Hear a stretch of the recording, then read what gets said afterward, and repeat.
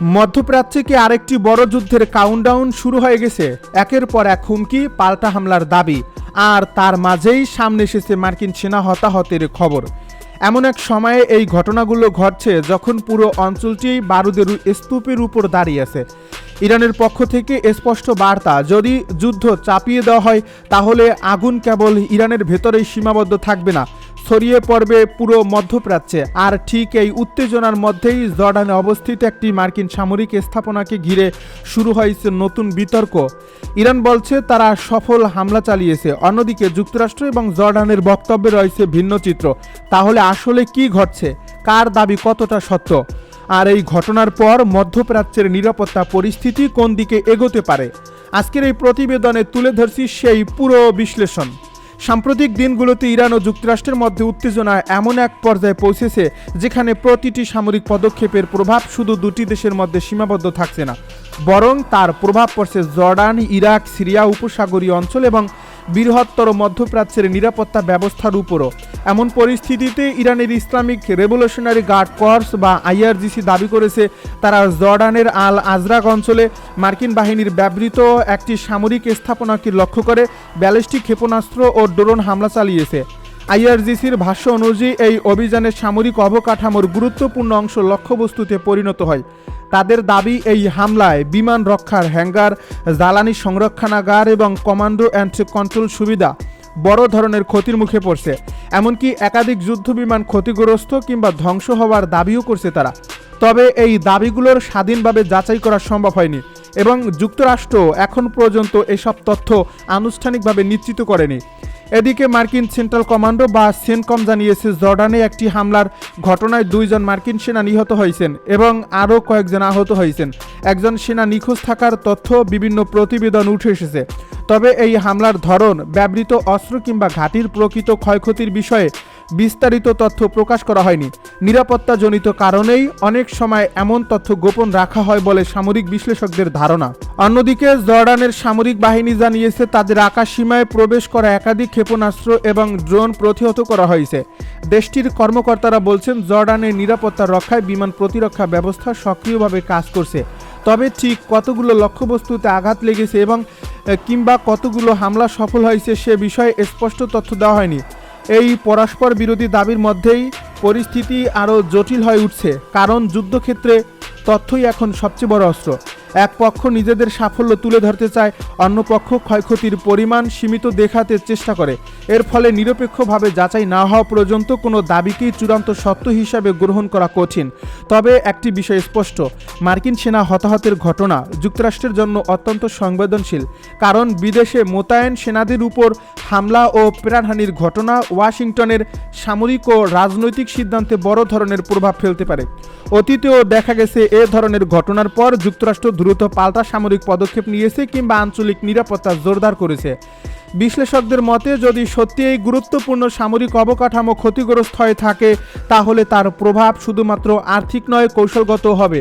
একটি আধুনিক যুদ্ধবিমান আর রক্ষণাবেক্ষণ ব্যবস্থা, হ্যাঙ্গার, জ্বালানি সরবরাহ এবং কমান্ডো সেন্টার সব মিলিয়ে একটি ঘাঁটি সচল রাখতে বিপুল বিনিয়োগের প্রয়োজন হয়।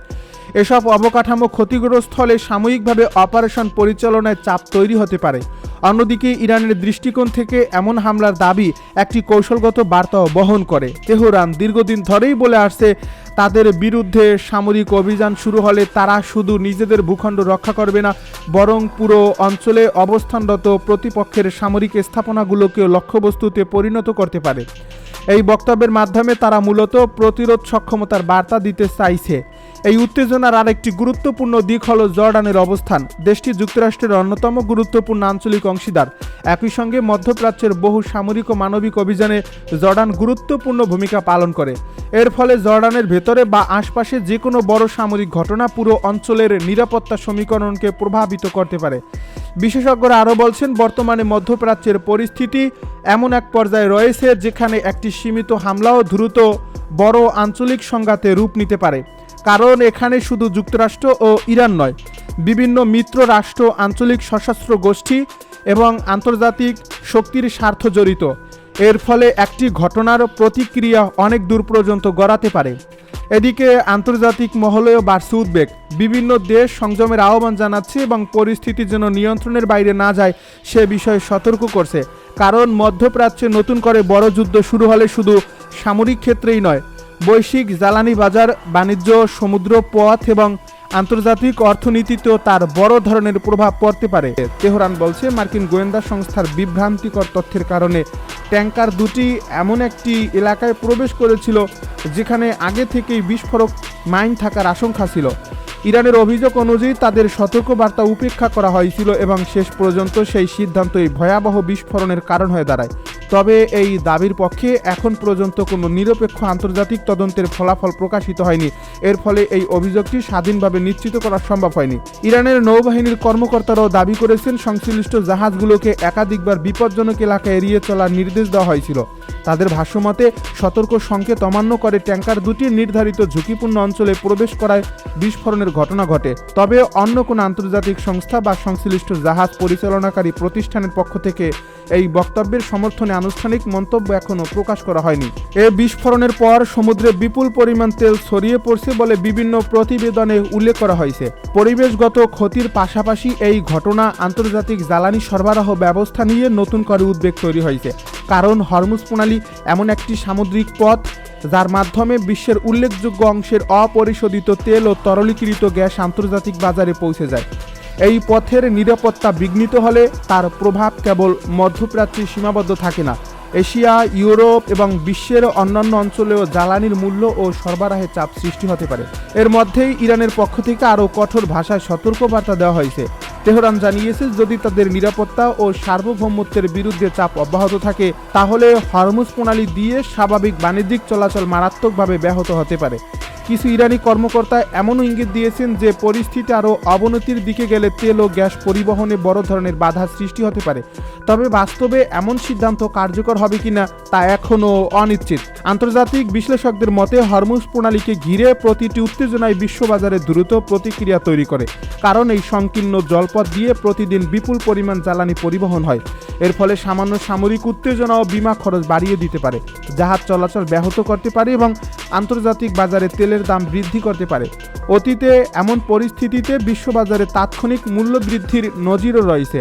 অন্যদিকে যুক্তরাষ্ট্রের পক্ষ থেকে বিস্ফোরণের ঘটনা কিংবা ইরানের অভিযোগ সম্পর্কে তাৎক্ষণিক কোনো বিস্তারিত আনুষ্ঠানিক প্রতিক্রিয়া প্রকাশ করা হয়নি।